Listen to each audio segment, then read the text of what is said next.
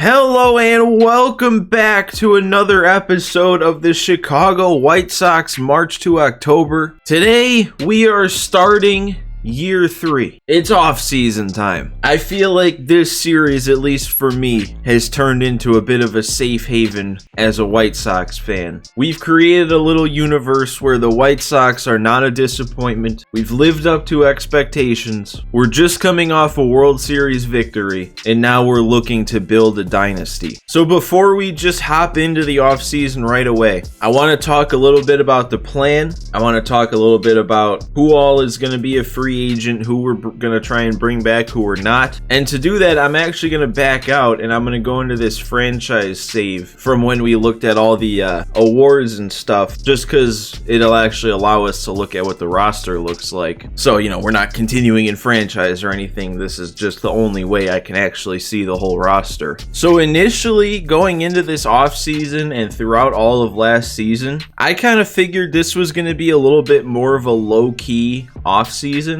We don't have a ton of our big name guys becoming free agents. That doesn't happen until next year, I think. We're not looking to replace any big name guys, especially any big name position players. We don't need a big spot to fill. So yeah, I was kind of expecting to have a pretty low-key offseason, but then as I was taking down some notes in preparation for the offseason, we have a lot more salary being freed up than I realized. I remember in the first offseason, I took down some notes and I calculated how much salary was being freed up, both in total and then by only players that we don't plan on bringing back. And we actually have more salary being freed up this year. In total, we're freeing up, it's not exact, it's just from our bigger guys, but in total, we're freeing up $92.4 million.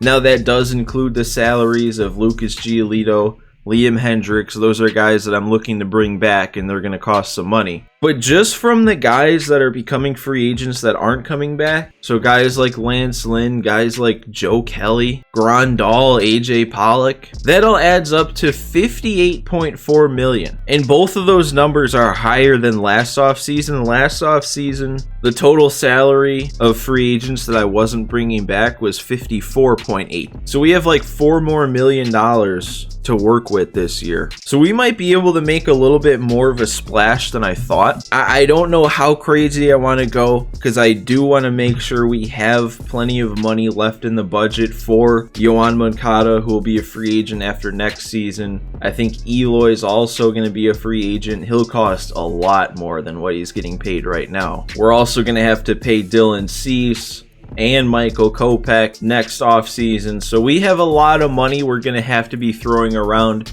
at this point next season. So I don't know if I want to use up our entire budget this offseason, just so we still have some come next year. But here's some of the notes I took down. I wrote down all of our players that should be free agents. Now remember, last offseason, there were a lot of guys that I thought were going to be free agents that just kind of automatically got signed back to like 1-year deals. So maybe there was 1 year left of arbitration I didn't realize. Maybe there were player options that I didn't realize. So that could always happen out of nowhere with some of these guys. But in terms of who I think is going to be free agents, for pitchers, there's kind of a lot of them. We got Giolito, obviously, that we know about. I'm planning on bringing him back. He's 28, he'll be 29. So I'm looking for something around, a 4 to 5 year deal. We got Liam Hendriks, who I'm also looking to bring back. He's 34, so I'm only looking for a, 2-ish year deal, hopefully. Johnny Lasagna, I didn't really realize was going to be a free agent, but he fits the mold to a T of the kind of player that was just kind of randomly automatically signed to an extra year last year. So I wouldn't be surprised if that happens again, because it says he's going to be a free agent, but he doesn't have that 6 years of service time. He's closer to 5, and that was like exactly how Ronaldo Lopez was last year. That was exactly how Adam Engel was last year. That was exactly how Giolito was last year, actually. And I thought all of them were going to be free agents, but they kind of just got signed to an extra year. So there's a chance that Johnny Lasagna might not actually be a free agent. But then speaking of Ronaldo Lopez, he is one of the free agents, and I think he actually will be this time because he's hit that 6 years. I'm not sure whether or not I'm going to bring him back I'm also not sure about Johnny Lasagna. If he gets automatically re-signed, then we're probably not going to be doing much in the bullpen, because I think most of the bullpen spots are going to be full, if not all of them, if he gets brought back. So if they are, there's really not going to be room for Ronaldo Lopez. And then obviously Lance Lynn, he'll be a free agent. We're not looking to bring him back. Regression started to hit him last year. Joe Kelly's a free agent. Doesn't really matter. He wasn't on our team anyway. Well, he was, but I didn't want him to be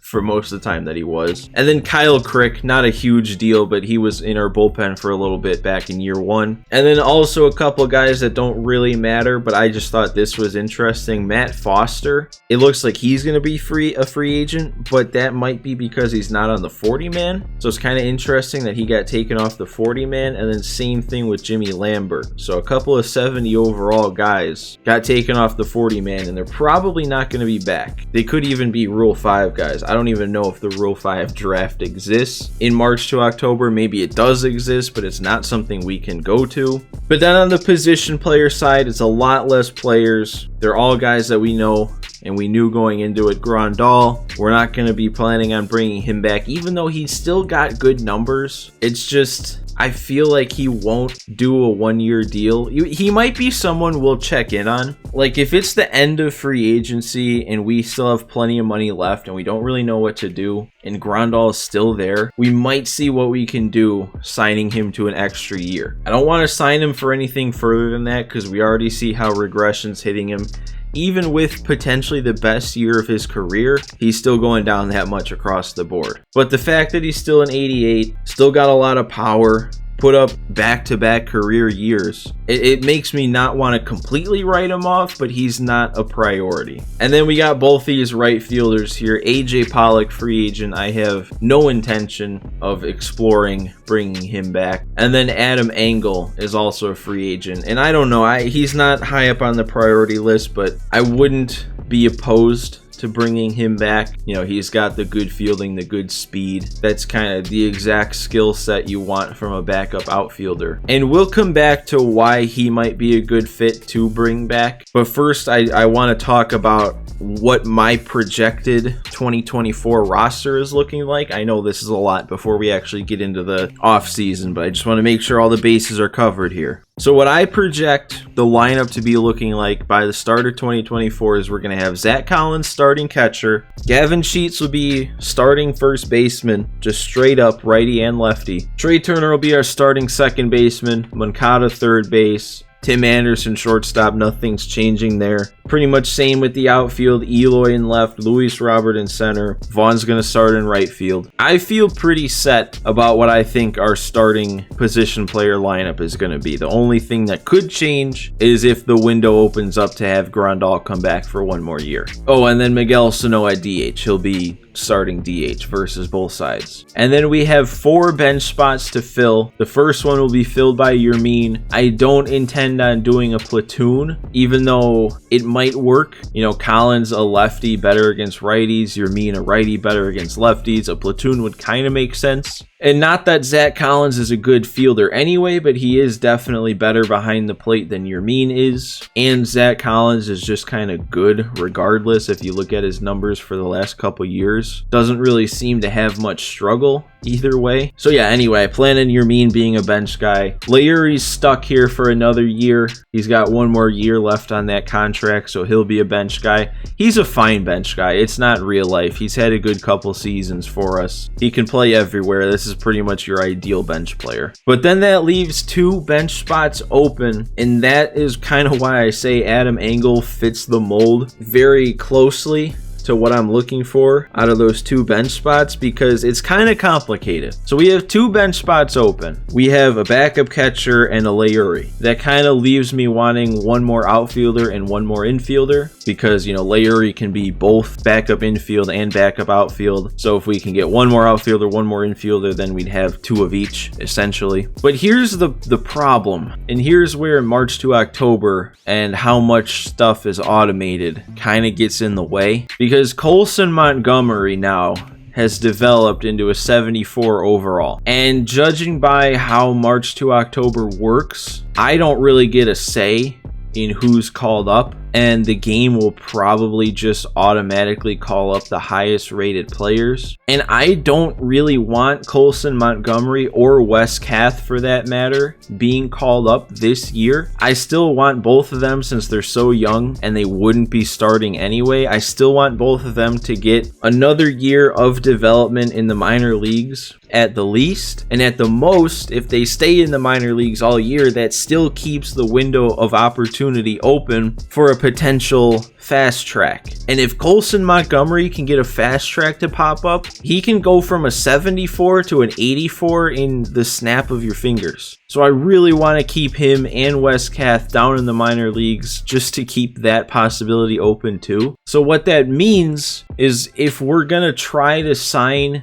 bench guys from free agency, they have to be over a 74 overall. They have to be at least a 75, because that's the only way that I'm confident that the game will understand not to call up Colson Montgomery. And like, this is kind of where it sucks too, because I would be completely for bringing up either Cespedes or Adolfo to be our backup outfielder that we're looking for. But I still don't think the game would know that, and I still think even if I signed a backup shortstop or a backup third baseman, a backup infielder in general, I still think the game would automatically call up Colson Montgomery, and then we just have 3 backup infielders, and then Leury would be our only guy who could be a backup outfielder. So I think I would have to sign both a backup infielder and outfielder that are over a 75 overall, or at least a 75 overall, in order to keep Montgomery on the bench. And that's why Adam Engel might be the perfect guy to bring back, just because he is exactly a 75. So we're not going to get anybody better than they need to be, and he's kind of all you would need from a bench guy anyway. So that's what I'm thinking in terms of the offense, the position players. And then when it comes to projected pitchers, I'm going to start with relievers, just because it's more of a clear picture, I think. We got Crochet, Bummer, Graveman, Christian Javier, Taylor Rogers, and then I'm planning on bringing Liam Hendricks back, so he should be there. And then depending on how things go, potentially Johnny Lasagna if he gets an automatic deal. If not, it could be Lopez. It could be Jose Ruiz. I mean, he's a 73. If both Lopez and Johnny Lasagna end up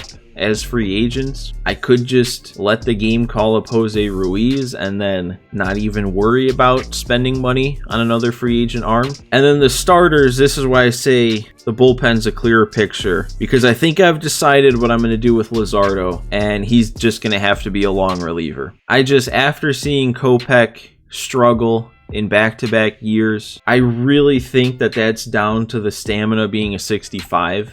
And while I am going to keep him as a starter, I don't want to have 2 of those guys with low stamina trying to start games. So Luzardo's going to the long relief spot. And then the rotation, as long as I can bring back Giolito, it'll be Giolito, Severino, Cease, Kopech, and then I guess a free agent arm. I don't think Matthew Thompson is ready for the call. For some reason, they still have him in single A, so I don't know if that's why maybe he didn't get as good a development. I don't know. But I think he would need at least 1 more year of development to be even viable as a 5th starter in a rotation. He does have good stamina though, or at least above a 75. So he should be able to be a starter when that day comes. So yeah, then just real quick to recap before we actually start. Free agent priorities. Giolito's the top priority as our ace in the rotation. Liam Hendricks is going to be the second priority. Third priority is going to be that 5th starter. I mean, depending on what we got, what we can spend, it might not be a 5th starter we're looking for. We could look for another mid to high 80s guy, and then Kopech would be our 5th starter. I don't know. Then we got those 2 bench spots. Those would be, I guess, then the 4th and 5th priority for me. And then the lowest priority would be if Lopez or Johnny Lasagna don't get re-signed automatically and we have 1 more spot in the bullpen to fill. That would be the very lowest on the priority list, because like I said, if anything, we can just let the game call up Jose Ruiz. So I think we're finally ready now to hit advance to off-season. I was planning on the entire off-season being 1 episode, and then I talked for like 25 minutes just about the plan without actually getting into the off-season, so now I don't know. But let's go ahead, let's hit this and let's see what happens. We got free agency week 1.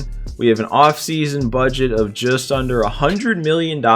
So that's a little bit more than what I had my total salary freed up being, but that makes sense because, you know, there's a lot of minor league guys that I didn't even bother looking into that I'm sure adds up to another 8 million or whatever. So then let's just see our depth chart. It does. Okay, it looks like Johnny Lasagna got automatically re-signed. Luzardo's here, Javier's here. They won't be starters, obviously. So it looks like everybody but Hendricks is intact in our bullpen, so that's good. They don't have everybody where I would have them, but looks like everyone who I assumed would be back is back. Good, just, you know, making sure. Now I do remember, and I see this guy here, I completely forgot about the first year player draft. It kind of just automated that. And last year we got, only guy I really remember is this Phil Marks, who looked like a solid prospect, but it looks like we got a solid pitching prospect here in this Russell Dial, I'm not sure how it's pronounced. High stamina guy. The rest of the numbers aren't that great, so he's going to need some time to develop, but 21 years old, B potential 66. Okay. This Miguel Gomes is another guy I don't recognize, so he must be new.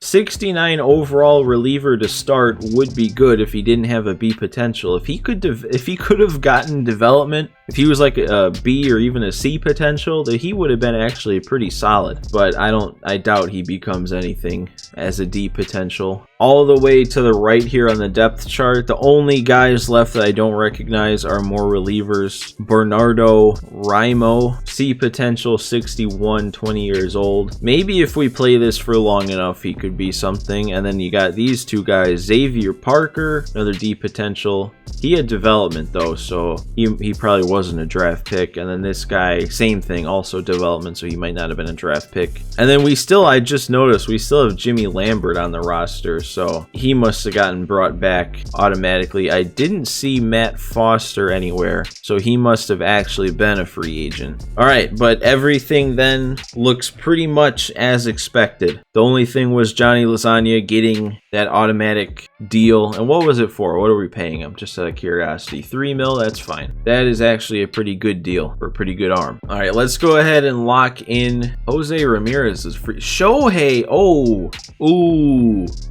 man, oh geez, oh gosh, oh no, we do need a starter. Oh, how would this even work? I mean, obviously as a starter, we know how it would work. He would just fill in that 5th spot that we need, but offensively, because he does that, as a DH, he would just take Sano's spot, and then that would leave us with either Sano being a straight up bench guy, Sano being a first baseman, and Sheets being a bench guy, or going back to some kind of Sano Sheets platoon. Do I even think about this? I don't know. I mean, Giolito, man, he wants like the same kind of deal. Shohei's only asking for like $1 more million, 1.5 maybe more a year than Giolito is. I mean, what if we did? Oh, I can't do that. I can't just abandon Giolito, can I? But what if I did? Just hypothetically, if I abandon Giolito, if I say I'm not re-signing Giolito, Ohtani will be our starter that we spend a lot of money on. That's just a 1-for-1 trade-off then. That's salary-wise, that basically cancels out. So then that still leaves us with trying to sign our, I guess, back end of the rotation guy, because that kind of seems like that's all that's left for not a whole lot of money. I mean, there's some mid-80s guys. They're not too bad. Kershaw. What if I could bring Kershaw in for a year, still at an 89?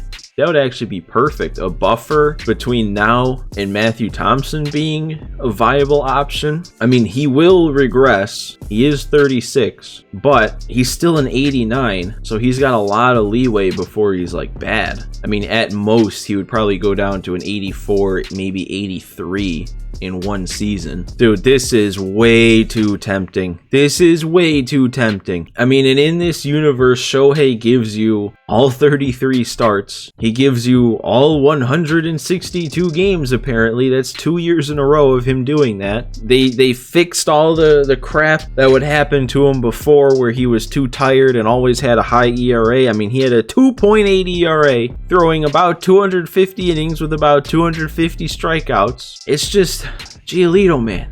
He's our guy. But honestly, he's asking for way more than I expected. All right, here's what we're gonna do. Because we gotta factor in how the offseason actually works in March to October. We'll put Giolito as the top priority still. We'll put Hendricks as the second priority still, because we have to have them as a priority in general just to see their interest in signing with me. I was just gonna be these two for now, because the more you put in, the lower interest is added. But I'm curious. I just want to see. I'm putting Shohei as the third option just because I want to see what everyone's interest is. If Shohei has like a 20% or a super low interest in signing with us, then I'll just forget about it. But on the other hand, if maybe Giolito has a lower interest in coming back and Shohei is interested, maybe that's the direction we go. I do think though, before I sim a week, yeah, we can do this. We could set team priorities here, and that boosts the interest a little bit. And I think we can do team needs. So we can do,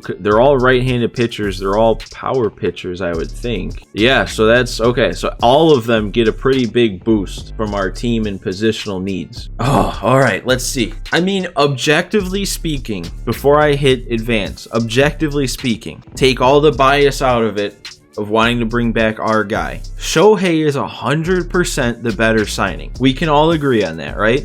If they're asking for such similar amounts of money, they're both the same age. Shohei is a much higher overall as just a pitcher, because I'm pretty sure his overall is calculated just by his pitching attributes, and his hitting attributes don't factor into the 98 overall anyway. So even without the hitting factor of Shohei, he's probably a better signing anyway. But then you add that in and, wow. But let's see. Let's hit advance. Let's see what the deal is here. Advance to calendar. We'll go day by day. Okay. I had a feeling this was going to happen. I just knew we weren't going to be lucky enough to see the whole thing play out. Last chance opportunity for Shohei immediately. And I kind of made up my mind. If this was going to pop up, I'm probably not going to do it. Just because it's such short notice, to all of a sudden say, okay, we're going all in on Shohei Ohtani. He's only at 39% interest. Let's see, if I hit offer contract here, we can mess with it a little bit. He only goes down to 31.14 mil a year. I mean, I could still do this. I could still offer him the 5 years, but then completely lowball him. We wouldn't have a high chance of it happening. But in the very slim chance it does, then this would